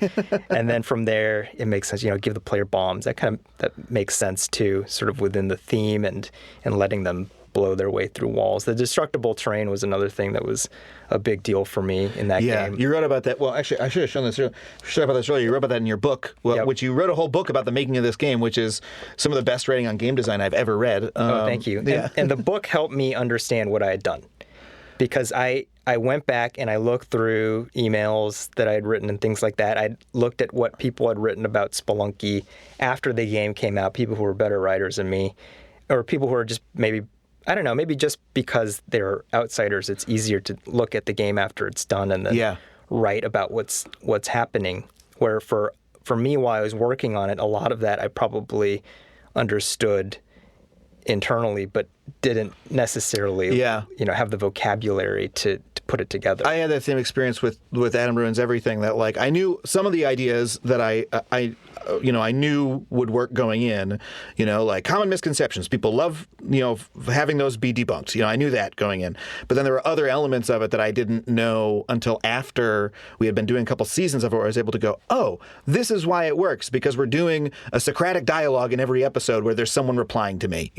That's so important because they're an audience surrogate. And I didn't know that when we created that format. It was something that was clear afterwards, that somehow we knew intuitively, or that it was buried in there. It was like the right decision, but it wasn't a conscious right decision. Yeah, and there are accidents that happen while you're working, and you just don't even realize it's something important, but it ends up being really important to players.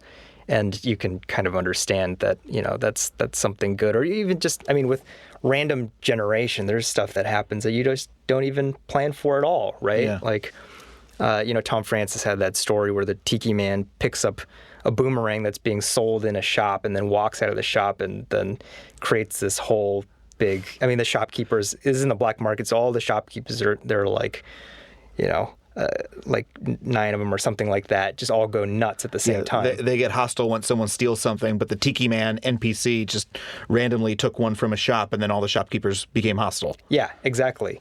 And so that kind of thing, it's like, oh, okay, I didn't know that could happen. That's obviously a very cool result from these systems that I had in place. And yeah, I don't know, that's maybe something that I could do more with, like in the future, now that I understand it. Oh, that's so interesting. Were there like dead ends that you went down? Like, did you design a version that didn't have destructible terrain and you're like, oh wait, something's missing here, let me add, like is that part of the process? Spelunky went really smoothly for a game. I think it just seemed like, there are ideas out there, there's shops in NetHack, and I thought about putting shops in Spelunky because I liked that whole concept in NetHack and the other roguelikes, where there's a shop and the items are just sitting out, and then you can just grab one and just run out the door with it. Yeah, right. But then you get chased by the hostile shopkeeper, who's very powerful. Exactly. So a lot of ideas just from roguelikes work pretty well when you just converted them to a platformer scheme. And then there are just decisions I made that it just didn't seem like there was really any alternative. Like, it made sense that you would start at the top, go to the bottom, things like that. Like the different levels, they're fairly basic video game levels, but there are a lot of fun things that you could do with it. I think a lot of just pretty basic ideas from platformers also took on a whole new context when you added this random level generation, right? Like, I don't know, just having an ice level. Every platformer has an ice level. Like lots of video games have an ice level, but somehow when it's in this randomly generated scheme, it just feels somehow more interesting. Yeah. And all of a sudden slipping and sliding when falling really just means doom. It's like it takes on a whole new sort of gravitas. And then I think ideas like the black market, it just came about very naturally. It just made sense. You'd have a hidden shop. Once you have one shop that just can appear normally, it makes sense to have a hidden shop, right? And that's kind of how it worked with, I think, most of the ideas in Spelunky. It's just, it would just totally make sense to then do this. Yeah. Right? But Spelunky also has this, like, one of the last thing I'd be kicking myself if we didn't talk about this element was it's got, you can just go down, and beat the game. That's one, like, ending path, right? But then there's also a separate path that's like a secret, I don't know if you call it a true ending, but like sort of a secret optional challenge where, each big area of the game has like a certain item that spawns randomly. And if you find that and do something special with it or bring it to another level or whatever, you'll sort of advance this other, this sort of list of things you have to do to like open up this whole area of the game. And that was initially, am I wrong, that was like completely secret? Like it was not like, you didn't leave a lot of breadcrumbs where, like, hey everyone, there's a secret hidden ending. It was like literally just, relied on the experimentation of the player base to find this whole alternate thing, right? Where did it's not really a roguelike thing. I can't, at least that didn't happen in NetHack as far as I can remember, where it was this sort of like, these really, really hidden elements. What was the inspiration for that? I think it just made sense to me to have a backbone for a randomized game. Yeah. I felt like there needed to be a thread that kind of ran through the whole game that was always there. And I mean, to make it secret, the game really just lent itself to secrets pretty early on. And so the idea of having one big secret, well then, this one big secret, where is it going to be? Well, I think it's got to go through the whole game, right? From beginning to end. And there was this thing where I wanted people to play the game from beginning to end, even though there were eventually ended up being shortcuts in the game. Yeah. And so, yeah, I think it was just... You want there to be a reason for people to start at level 1 and have to go all the way through, even though there eventually opens a mechanic where you can skip. You wanted there to be a reason for people to not have to use the warp zones, right? Basically. Yeah, I think it was. I think it was a number of things. It was like, I want a big secret. Mm-hmm. It makes sense for this big secret to just not be like in one part of the game, but for you to have to go through the whole game to do it.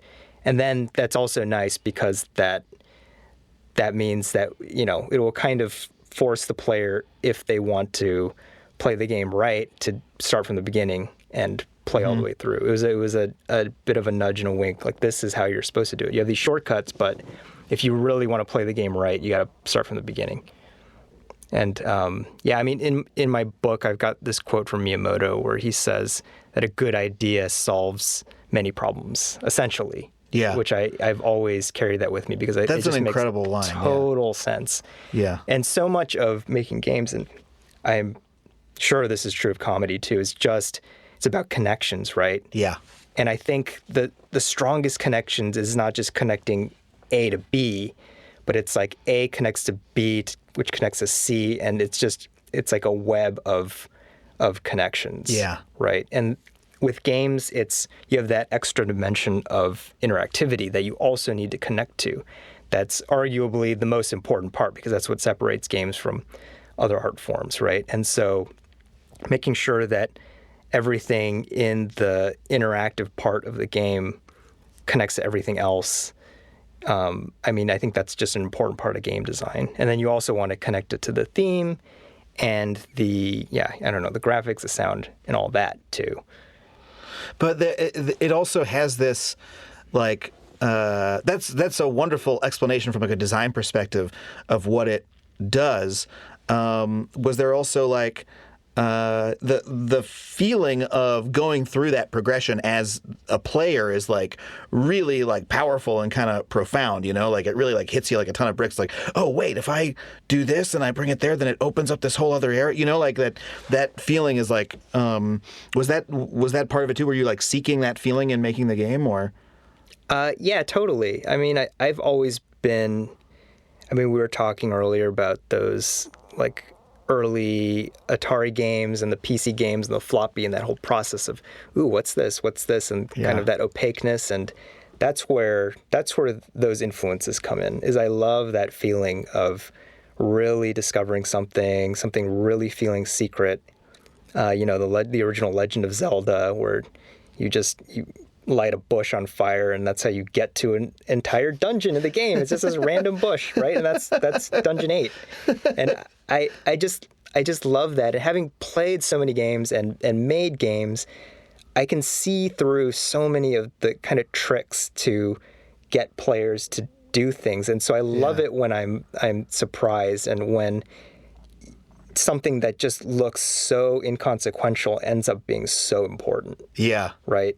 And I like dead ends in games because it makes it more exciting when there actually is treasure or something at the end, you know? Yeah. I mean, my big thing is you don't want to put treasure at the end of every cave. You don't want every treasure to be defended by a monster that seems perfectly suited and at the perfect difficulty level for how good the treasure is. Yeah. Right? Like, wouldn't it be cool if you just killed this random little enemy and it happened to be carrying this extremely important treasure? I think that would offer just a moment of genuine surprise. Yeah. Right? And procedural generation, random generation is a great way of introducing that into a game. Just make it, throw some randomization in there, make that possible. Yeah. And so every now and then, like in Spelunky, for example, every now and then if you break open a pot, one of the aliens from the ice caves will pop out. Whoa, I didn't know that. Yeah. Or like if you open a crate, there's like a very small chance that you get a plasma gun. And things like that. Yeah. People really love that, and they've commented on all of those little things. And it makes people like sort of play the game like sort of obsessively to try to find all those, because they want to see every possible little thing. It makes it feel like there's so many possibilities in the world that's actually there's so much bigger. Yeah. It reminds me how I was just reading how Bloodborne, which came out, like 2 years ago, has these like randomly generated dungeons. Yeah. And there are people who are still exploring the dungeons and like trying to like map them out. And they just like a couple months ago found a monster that no one had seen before. Whoa. In 2 years of playing the game, they found like this variant on a boss that like no one had seen. And they've also found like developer levels and like cut content like in this random generation. You know, it's just like a random number seed. It's like, I'm going to go to dungeon XB135. You know what I mean? It's like generating the dungeon from that. But they're finding like, yeah, they've like stuff that is either coming out of the algorithm or was deliberately hidden in there, or they're like almost peeking back behind the curtain. It's like, it's wild. And, you know, what other game could you plumb, without that random generation? How could you have something that could be plumbed for that long? Right. Yeah. I mean, I think in a way people love it when games get broken. Like they want to see games get broken because that's how you kind of pull back the curtain. Yeah.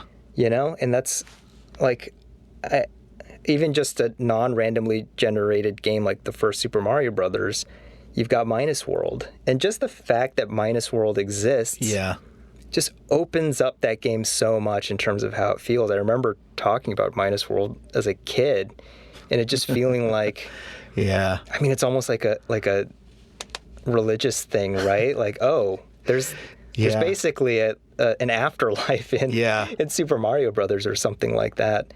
And I don't know. I'm a big fan of glitches and just innocuous, I guess, bugs in games because they just open the games up for me. Yeah. And they increase the possibility space of the game. And it's so fun to watch speedruns or read about speedruns and how they were developed. Yeah. And all the glitches that had to get discovered. I love speedruns, Yeah. It's such a fun. I'm so bored by esports. I love speedruns so much because it's like something about it is like, it's people finding out how the game works in this really specific way and like trying to exploit it and something about the thrill of like individual competition. I don't know what it is. There's something very intoxicating about it. Yeah. And Spelunky is like a perfect speedrun game in a way. It is. I didn't think it would be. I actually had major doubts because I just felt like because it was so random, speedrunners wouldn't play it. Yeah. Because, well, it's so much relies on luck. Yeah. But one, I think speedrunners actually do like that a little bit. They're playing the same game over and over again. It's nice that it's random. I think also they're just so good at the game that they really find ways of massively reducing the amount of luck involved. Yeah.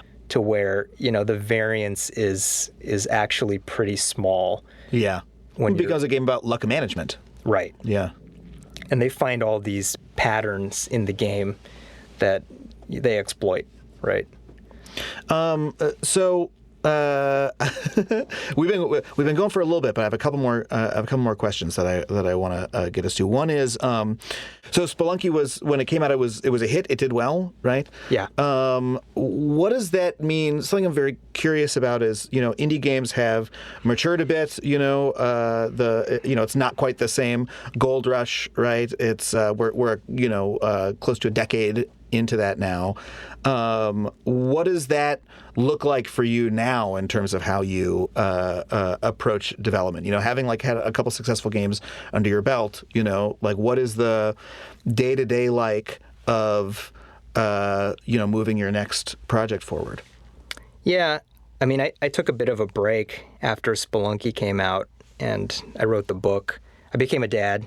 Ah, yeah. So my daughter's 4 now, and I feel like I'm only now starting to get back into the whole indie game scene, and it is a lot different. I mean, there are a lot of games out there, and just the overall quality has gone way up. There are so many more people in the scene, and so many young people that I don't recognize. And it's actually really exciting for me because it feels very new, but it feels like I do have experience and stuff like that. Yeah. I don't know. I feel fortunate, and I'm not thinking too hard about, I just feel like right now, because Spelunky was a success, I do feel like I have a leg up in terms of getting noticed. Mm-hmm.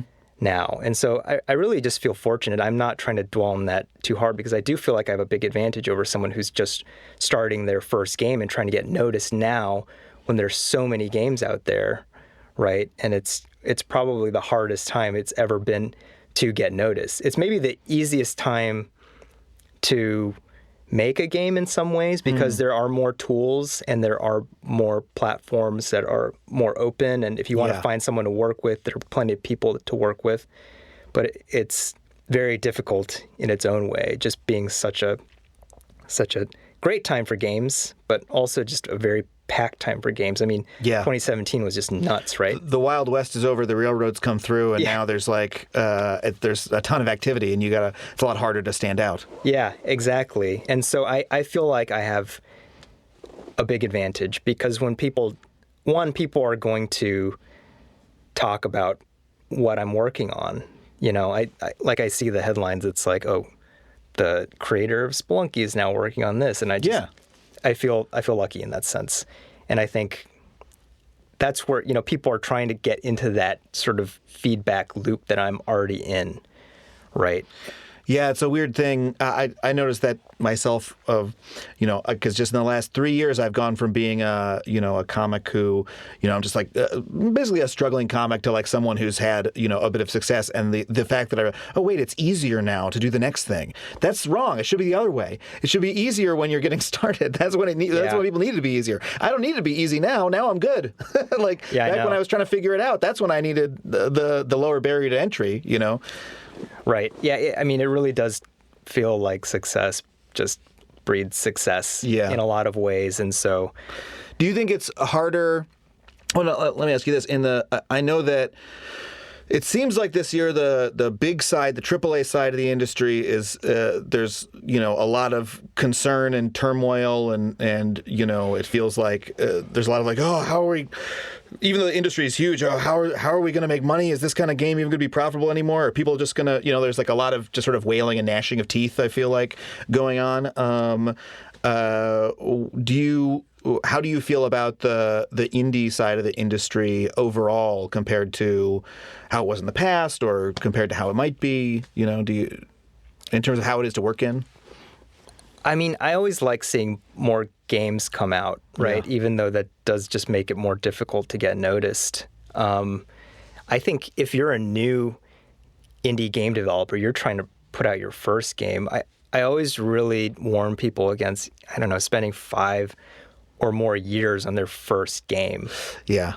Because I think you're really, you're just trying to hit a home run on your first at bat when I think it's good to just hit a few bunts, right? Yeah. And just get to know the mechanics, because it's not just about making a quote unquote good game. You need to make a good game that has something that people will really just gravitate towards and notice. Yeah. So people always talk about how, oh yeah, you can't just make a good game. You really can't. It's got to be a game that also has something that really makes it stand out from the crowd. And I think figuring out what that is or how to do that, you need to make multiple games. And I think it's much more valuable to learn how to finish a few small games than to, do one 5-year project after another, especially at this point in time. Because the thing is, you can't just say, oh, roguelikes are popular, I'm going to make a roguelike, because that's like the worst thing you can do. That's a negative point. At this point, if you're a new person coming in, being a roguelike, that is not, and the term has been devalued so much too. It's like it sort of means something now, but it's like the different angles on that term have been so fully explored that it's like, oh, okay, there's permadeath and it's random, all right, whatever. It's a roguelike, and it's not, it doesn't have the same, certainly, if you made a game like Spelunky, there are always going to be people, for example, who want to play more games like Spelunky. And so, that's fine. But the problem is if you spend 5 years or something on it, you need more than just the people that want to play another of that type of game, right? And so I think people set themselves up where they put so much pressure on how much their game has to sell for them to have made a living doing it. So I really I feel like people should make smaller games. And that's maybe true of the AAA studios as well. Like Yeah, if you maybe. can't, if you're not making money off of this big blockbuster game with like a big license or something, Yeah. something's wrong, right? It kind of seems like part of my understanding of like, the problem there is that they're trying to make games that are too expensive to make money at $60 a pop, and it's like, well, what if you guys make a game that only costs you $50 a copy to make instead of whatever, you know what I mean? Like that, it seems like you could do that. Like maybe that's part of the problem. Look at PUBG again, right? Yeah. It's a $30 game and it just kind of came out of nowhere. Yeah. I really want to know about, you've had 2 new projects announced in the last couple months. One of them is Spelunky 2, right? Yep. What, if anything, can you say about Spelunky 2? What made you want to go back and do a Spelunky 2 rather than, a brand new project of some sort? I've had the idea for Spelunky 2, probably honestly while I was even finishing up Spelunky 1, but definitely after Spelunky 1 came out, the idea was in my head that this is a world that I spent a lot of time in already, and that I feel like there's more that I want to say, but it partly I think just seemed like kind of a waste to move on from it completely, it was. There was all that time and effort put into sort of gestating this thing. Yeah. And then to not continue it. And I'm totally fine with the people who say, well, Spelunky 1 was just completely enough for me. It was fully self-contained, and I just feel like I don't need to play more of it. None of those people have actually seen what Spelunky 2 is like, so hopefully I'll change their mind. But yeah, that's fine. As far as I'm concerned, Spelunky 1 stands on its own, and I'm happy to leave it as is. But there is more that I want to do with Spelunky 2, and it's like I was saying before, you don't fully understand, at least I do not fully understand my creations while I'm working on them. And so now I feel like I actually understand Spelunky 1 a lot better, and I want to take that understanding and apply that. Right? And of course I could apply that to a new game, but then I'm kind of giving up a lot of what's already been built. There's a lot of scaffolding there, and I want to just keep expanding with my newfound knowledge. And a lot of that knowledge was given to me by the people who played the game, the players. So it just feels like a very natural, okay, here's Spelunky 1, and then the players and all the people who talked about the game, wrote about the game, asked me questions, asked me to write a book. All of that helped me understand what I'd done a lot better. And I can see, okay, well, this thing, which was just an accident, is actually really cool. We talked about the Tiki Man or something, like just carrying the boomerang out and starting this whole shop storm. And, well, maybe something like that, that was an accident, right? But now I know about it. I could actually take that and turn that into something for the sequel. I could expand upon that. And so it just... Yeah, I think it made a lot of sense. And interestingly enough, it doesn't seem like a lot of indie developers do sequels. Yeah. It seems like they move from one very different project to another. And I think that's just... Yeah, that's a good point. Yeah. Huh. That's really interesting. It almost seems... Yeah, it's almost so non-standard, it's surprising. I remember listening to one video game podcast after the announcement came out. They're like, oh, Derek's working on Spelunky 2. I wonder what is that? Because I think it's not... People aren't used to it, Yeah, if it was a big studio doing a sequel, it's like, oh, of course. Yeah. Right. I remember even when Fez 2 was briefly announced, it was like, what is Fez 2? Was it a 2 of that? What is that going to be? Or et cetera. If I saw a Hyper Light Drifter 2, I'd be like, what the? There's a little bit of surprise there, that's interesting. Because that kind of subverts what you'd expect for there to be another one. I think indie game developers get burnt out on an idea, and they want to, the whole time they've been working on something, they want to try some new things. And I do too. And that's partly why I'm also doing UFO 50 at the same time. That's the other thing I want to know about. Yeah. So tell me about UFO 50. So yeah, UFO 50 is a collection of 50 games in one. And there's a lot of inspiration there from those floppies. That experience that we were talking about. Yeah. Right? I want people to have that experience with a single collection, right? Where it's sort of designed from the ground up. That way. And so these are all retro games, very low resolution. The stories that they were all made by the same company in the 80s, and now they're all being collected in one. And so that's definitely scratching the new game ideas itch, and the whole feeling where, after Aquaria, I wanted to go back to the basics with Game Maker, just really getting hands-on and just making a bunch of little games. Yeah. And so that scratches that itch, and then Spelunky 2 is, the complete opposite. It's a big sequel. I'm working with Blitworks, who did the port of Spelunky 1 to PSN, and they're doing the programming, so I think that opens up a lot of possibilities for what we can do, because there's just a bigger team for that game. Yeah, you don't have to shoulder some of those programming parts quite as much. And UFO 50 is with is it almost like a game jam, or multiple people contributing to it? Is that the idea? Yeah, it's me. It's my friend John Perry, who I made all the Click games with, including Eternal Daughter. It's Eric Circa, who did the music for Spelunky, and who's doing music and audio for Spelunky 2. It's my friend Paul Hubens, who's also another indie game developer, and then Ojiro Fumoto, who did Downwell. Oh man, I love Downwell. Yeah. That's so great. Yeah, no, it's been fun, and I feel like the two projects have really worked well with one another, where my mind just never wanders, because I like every sort of need as a creator is getting fulfilled with all that stuff. Yeah. And everybody who's working on these projects knows exactly what they're doing on these projects. Blit worked really hard with us on the port for Spelunky 1, and so they're very familiar with Spelunky 1. And we have all the Spelunky 1 stuff to build on, and so we can just kind of like very rapidly just, let's do this. Let's do this. And then with UFO 50, all those guys are they're all generalists like me. They can all do different things. We have specialties for sure. Like I do a lot of the art. Eric does a lot of the audio stuff. But, we can all do a little bit of everything. We all really enjoy that process of working on everything. And so the two projects are working very smoothly. And I think now I've had enough experience releasing games that I can just work very efficiently on this stuff, because, I don't know, it obviously is kind of like a lot to take on. And so I think you have to really not make too many mistakes as you're going, so I think that's where my experience is coming in with the previous projects, and it just works. UFO 50 is a bunch of new stuff. Spelunky is a sequel. Yeah.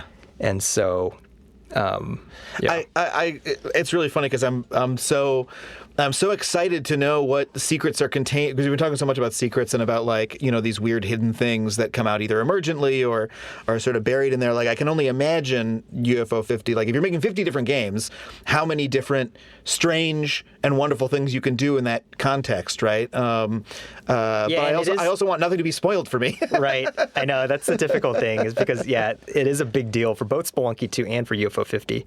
That the secrets remain intact. Yeah. But there definitely will be. And you're totally right about UFO 50 feeling like a game jam. And we are essentially treating it like a long game jam where we're going to polish the games at the end, right? Yeah. But it's going to have that feeling of, I think, moving very quickly, moving in a very intuitive way. And but you have 50 games, so you can get weird and kind of just throw things in there that just feel good at the time, and it just works. You don't need like a single game to prop itself up, right? Yeah. So I think all the games are going to be fun and interesting, and there are going to be a lot of new ideas, but it's a real relief not to feel like, oh, I'm working on this game. This doesn't, like, I'm enjoying it, but it doesn't seem like I could sell this. Like, in order to sell this as a commercial game, I'm going to have to add this, and this. There's going to need to be X amount of content. So we can really just trim all the fat out with each individual game, and that's kind of how that works. You know what it reminds me of, actually, a little bit is like, the Magnetic Fields album, 69 Love Songs. Do you know this album? No, I don't. Oh my God, it's such a good album. So it's a songwriter. What? Stephen Merritt. He wrote 69 Love Songs. Okay. And so some of them are only 10 seconds long, because he would have some idea for like a little line, you know what I mean? And they just did that much of it, because there's 69 of them. Some of them are full pop songs, and then some of them are like little fragments, or are like doing some other weird, interesting thing. And it's because the volume lets you experiment, because not everything has to be, That sounds, exactly like what we're trying to do, except with That's games. so great. When did this album come out? 1999. Oh, okay. Yeah. I'm going to check it out. You got to check out this album. I'm going to steal that metaphor.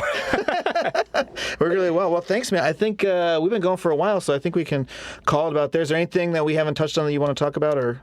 I think we covered a lot. I think we did. Anything you want to plug before? When are those coming out? Do you have release dates for either of them? Within the next couple of years. I'm not sure. Yeah, I'm not sure which one is going to even come out first at this point. Well, I'm sure we'll look out for them. Hey, man, thank you so much for coming in. This has been the best. Thanks for having me. Yeah. If you want to support the show, please subscribe and leave a rating on iTunes or wherever you listen to podcasts. You can follow me on Twitter at Adam Conover, sign up for my newsletter at adamconover.net, or follow me on Twitch at twitch.tv/Adam Conover. Thanks for listening. See you next time.